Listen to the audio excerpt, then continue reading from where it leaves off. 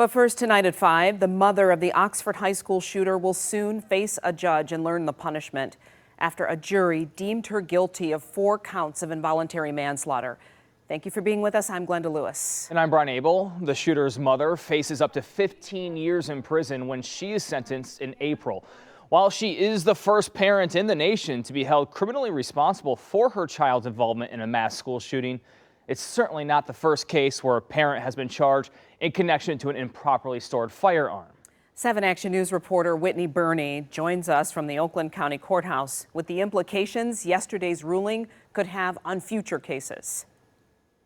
Attorneys here in Metro Detroit are calling the Crumbley trial a watershed case that prosecutors across the nation have been closely watching. They're predicting we'll begin seeing more prosecutors pursuing charges for parents of mass shooters, but only where the facts are extreme. We find the defendant guilty. Just hours after a verdict. I think she's probably remorseful that 4 kids' lives were taken, but I think she was remorseful because of the situation she's in. Parents of Hannah St. Juliana, Tate Meir, and Justin Schilling reacting to a jury deeming Jennifer Crumbley responsible in part for her son's November 2021 shooting rampage at Oxford High School. The important piece out of this was that she was found guilty, and that has been established and acknowledged. How long she spends, that's up to the system. The results of this moving forward, I hope, resonates in the minds of everybody for a long time.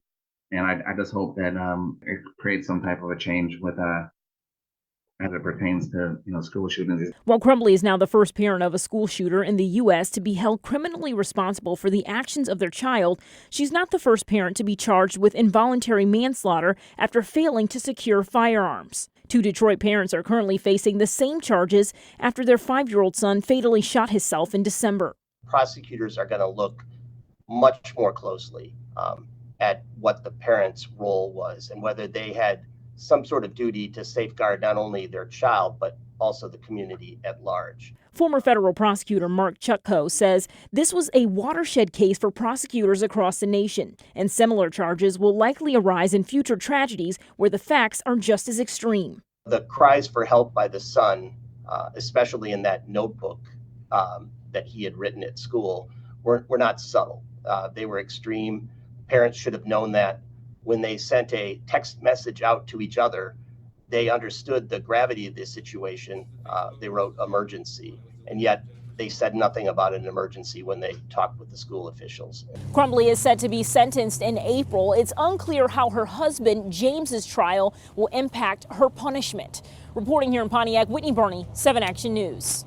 Whitney, thank you.